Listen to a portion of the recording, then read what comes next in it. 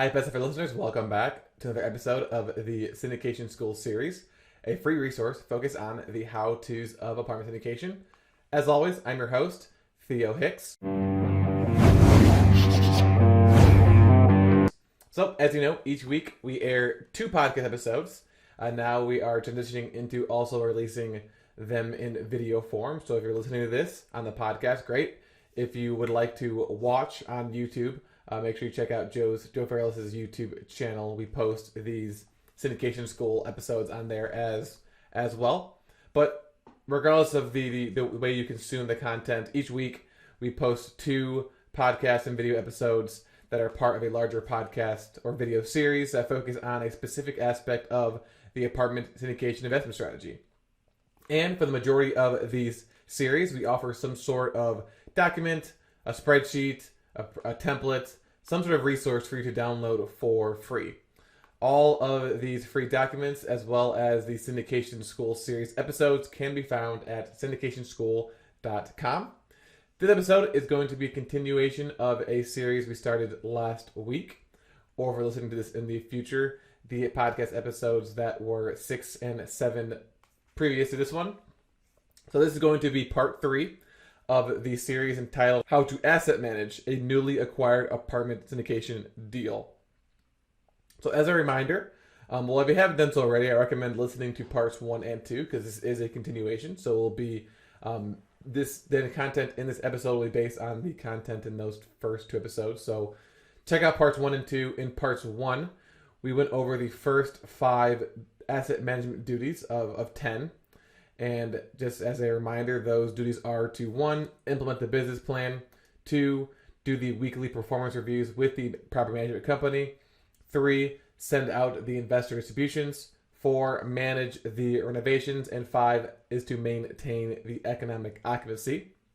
And just taking a quick step back, the asset manager is the person who is responsible for managing the deal and managing the property management company after the deal has been acquired. So after closing, this is the person who's in frequent contact with the property management company, and these are the 10 duties that the asset manager should be doing at absolute minimum. So those were the first 5, and then in that part 1 episode, we gave away a free weekly performance review tracker. So it has all of the key performance indicators that you should be tracking. You can send that to your management company. You can customize it yourself and then send it to your management company. But the goal is to send that to them and have them fill it out on a weekly basis. And then the purpose of the actual call, the weekly performance review call, is to go over that content, go over those key performance indicators, and anything that is off, brainstorming, number 1, what's the cause of this KPI being off, and then 2, what's a solution you can put in place. And then in part 2, we focused specifically on duty number 6, which is the ongoing investor communication. So we talked about all of the different times and then what you should include in those communications with your investors. So in this episode, we're going to finish off the 10 duties. So we're going to talk about duties 7 through 10. And then in the next episode, in part 4, so if you're listening to this, now, then tomorrow's episode. If you're listening to this in the future, the episode after this one, which will be part 4, we're going to dive deeper into duty number 5, which is maintaining economic occupancy. So we're going to go over some strategies on how you, as the asset manager, can make sure that you are hitting your economic occupancy, your occupancy goals. So let's just jump right into the next duty, 7 through 10.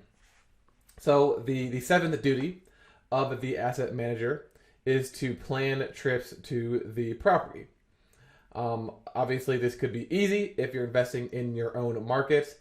It might be a little bit difficult if, say, you live in, I live in Florida, so I live in Florida and I'm investing in Ohio. It might be difficult to get out there, but ideally you are visiting the property at least once per month, because at the end of the day, sure, you can see the weekly performance review, you can get updates on the renovations, but you really don't know what's going on at the property unless you see it with your own eyes. So it's and if things aren't going as planned, if things are off, and you aren't visiting the property, let's say you visit it once a year, well, then you're not going to catch that. It might be not necessarily too late, but in order to resolve some issue that you would have seen if you visited a property more often, it might cost you a lot more money, either investing into the deal or money that was actually lost. Now, when you go to the property, it's good to sometimes let your property management company know, hey, I plan on coming to the property on July 30th. Here's some of the things I want to look at. Here's kind of my agenda for what I would like to do. That way, they can prepare. They can make sure everything's lined up so that if you want to meet with a certain contractor, or if you want to see a certain unit, or to see a certain amenity, they can make sure that is all lined up for you. But it's also good to make unannounced trips to the property, because at the same time, the benefits of your property management company know you're coming could also be a potential drawback, because you might not necessarily get a true representation of the actual day-to-day operations of the property, right? Because if you tell them you're coming, then they're going to maybe clean up a little bit more than they usually would. Maybe they're going to do things that they wouldn't have done otherwise. And so you want to see how the property management company is acting on a day-to-day basis, on their, when they're just acting naturally and not, over preparing because they know that their boss is coming into town. So overall, you want to visit the property at a minimum once a month. Again, it might be difficult if you have to travel, but you want to build in that travel expense into your budget, and know that, hey, I'm going to be spending a couple $100 every month to actually go and visit the property in person. It could be something as simple as you fly in the morning and you fly out at night. We drive in the morning and drive out at night, so you don't necessarily even have to get a hotel. And then again, sometimes you want to announce your trip so that your property management company can prepare, but the best way to get a true representation of how the property is actually being managed on a typical day-to-day basis is to make those trips unannounced. Just to show up and see how things are going at the property. So that's number 7, plan trips to the property. Number 8 is going to, well, I guess one more note on number 7, planning frequent trips to the property. One good way to approach this is, if you're looking at other deals in that market, try to plan a trip to the property, but also try to do other things while you're there, right? So maybe there's a broker contact you want to meet with. Maybe there's a couple of deals you want to go tour. So try to kind of attempt to address as many things as possible on that trip. Sometimes you might just visit the property. Other times you might be able to do other things as well without having to then go back at a different time and do those duties. That's number 7. Number 8 is to frequently analyze the competition. So you're going to want to set up some sort of process with either yourself or with your management company for doing rent surveys on the surrounding competition, on the other apartments that are similar to yours in the area. The goal of this rent survey is to compare the rental rates at your property to the rental rates at the competitors. That way you can know if you need to increase, or if you're able to increase your rental rates, or if you need to ultimately decrease your rental rates. So this is something that you want to do on a frequent basis, but you also want to do it on a case-by-case basis. So let's say, for example, for some reason your economic occupancy is low, you have a lot of vacancies, you're having trouble finding leases. Well, if you do a rent survey and you realize that your rents are the leader in the market, so every single competitor has rents lower than yours, then that's an issue. Whereas you might discover that, okay, you got a really high occupancy, so let's do a rent survey. Okay, well, we're significantly below the market leader, so let's go ahead and push our rents up in order to, obviously increase our income, because 100% occupancy is great, but you could be 100% occupied but have a 10% loss to lease, which is the same thing as having a 0 loss to lease and being 90% occupied. Ideally, this is something your management company does. So they'll either call around or have access to softwares that are going to see what the going rental rates are, and then they just send you their results and then advice on any rental rate increases. So this is something that what you want your management company to do on a frequent basis. And just like all the other duties I've discussed so far that involve your property management company, make sure that you're setting expectations with them up front. So don't close on the deal and say, hey, here's all the things I want you to do. After you initially meet them and once you actually get close to putting a deal under contract, that's when you want to start having that conversation of, okay, I know we talked about, me wanting to do weekly performance reviews and analyzing the competition, but here's specifically what I would like to have done once we close on this deal. So that's number 8, frequently analyze the competition. Number 9, on a similar note, is to frequently analyze the market. So this is a little bit different than looking at rents. In this case, you're actually looking at values of properties that are being sold. So once you've actually completed all of your renovations for your value-add business plan, let's say for example, your plan is to sell the property after 5 years, and the projected value-add business plan will be completed after 2 years. Well, between years 2 and years 5, you're not just going to want to do nothing, and then once year 5 comes around, just sell the property without even considering selling it earlier or selling it later. Instead, what you're going to want to do is you want to pay close attention to the market. So whenever an apartment sells, what was the price? What was the cap rate? So what was the dollar per unit, and what was the cap rate of that sale? And then based off of that, you can determine, okay, so I know the cap rate, I've got my current NOI as of today. If I were to sell the property right now, or if I were to refinance the property right now, how much money would I get? How much equity would I be able to return to my investors if I refinanced? Or what would be the IRR or the cash and cash return to my investors if I sold at year 2.5, at year 3? And in order to do this, you can reach out to the broker who, if this is an off-market deal, then whatever brokers you've been working with that you want to build a stronger relationship with. If it was an on-market deal, just use the broker that represented you when you bought the deal and ask them for a broker's opinion of value, or BOV. And what they'll do is they will, based off of recent sales, they'll come to you and say, hey, if I were to list this property, here's a kind of like the lowest I think we would get. Here's the highest I think we could get, and then here's like a medium price. So they'll give you like a low, medium, and high. I guess low, medium, high, so that you can determine, okay, so if I were to sell this property now, let's say you projected to sell the property for $18 million at year 5, but the broker's opinion of value medium is $18.5 million at year 3. Well, not only are you going to get an extra $500,000, but you're going to get that money at an earlier date, which is a better IRR, since the IRR is based off of the time value of money. So again, even if your business plan is to sell after 5 years, 7 years, 10 years, whatever, don't wait until then to look at the market, look at prices, look at cap rates. Because as I mentioned, you might be able to provide your investors with a larger return by selling earlier than selling later. And you will never know that if you didn't analyze the market. So is this something you should do at least a few times a year? So maybe on a quarterly basis, you should do this with your property management company and reach out to your broker and get those BOVs. It's not something that's super detailed that the broker will do, but so it won't take them a lot of time, and they shouldn't have an issue sending that to you, especially if we're talking about multi-million-dollar deals. They want to give you a BOV because they want to sell the property so they can make money again. So that's number 9. Lastly is number 10, and this kind of is attempts to cover anything that's not listed in duties numbers 1 through 9, and that's to expect the unexpected. So you can plan as much, you can do as much research as you possibly can.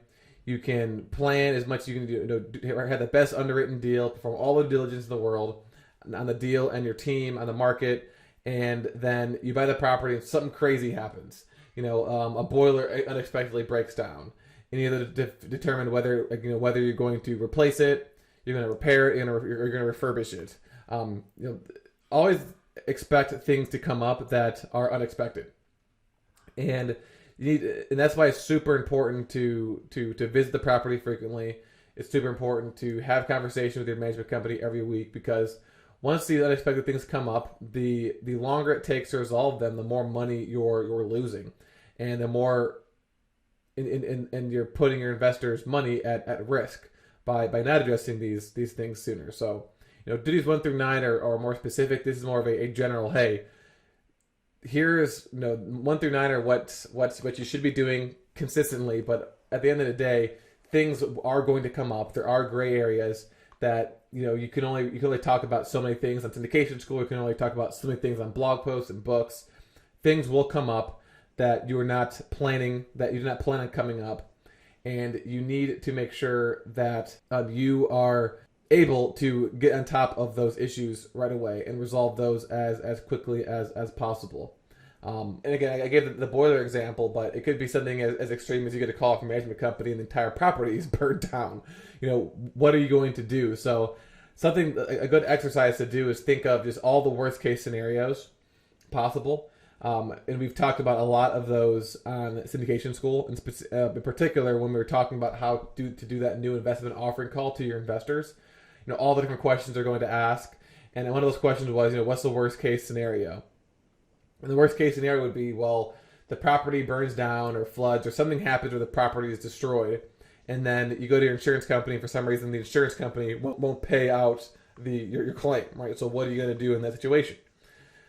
So if unexpected things are going to come up, you need to have a process in place, a general process in place for how to address those.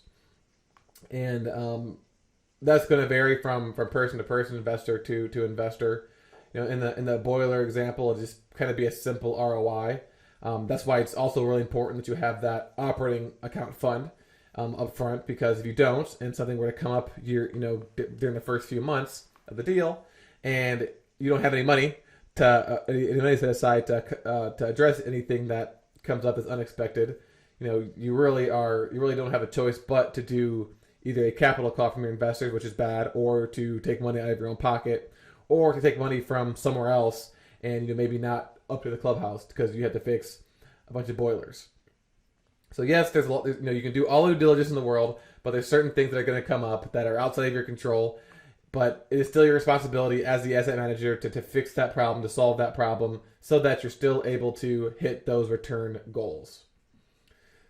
So this is a little shorter episode. I wanted to just wrap up those last duties that I wasn't able to wrap them up in the previous episode because we talked about investor communications for quite some time. So just as a summary, the last 4 duties of 10 are: number 7, plan frequent trips to the property; 8, frequently analyze the competition; 9, frequently analyze the market; and 10, expect the unexpected. And then 1 through 6 were implement the business plan, implement weekly performance reviews with your management company, distribute your investors' money on time and the correct amounts, manage the renovations, maintain economic occupancy, and continue to provide your investors with ongoing updates at the property. Now, tomorrow, or in the next episode, we're going to finish off these 10 duties by going into more specifics on the occupancy rate and how to maintain the economic occupancy rate.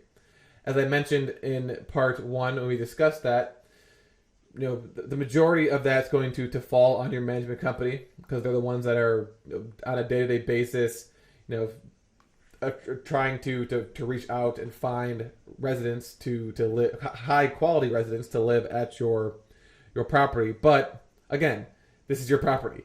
Ultimately, everything is your responsibility. So if the property management company is having trouble finding tenants, or if they aren't implementing the best practices, well, one option is to fire them, which is something we're going to talk about later on in the series. But another option is to present them with particular strategies for maintaining economic occupancy. So we're going to go over that tomorrow in part 4. Until then, to listen to the other syndication school series, as well as parts 1 through 2 of this series about the how-tos of apartment syndications, and to download the free document for this series, which is that weekly performance review tracker, as well as the free documents for previous syndication school series. All that can be found at syndicationschool.com. Thank you for listening, and I will talk to you tomorrow.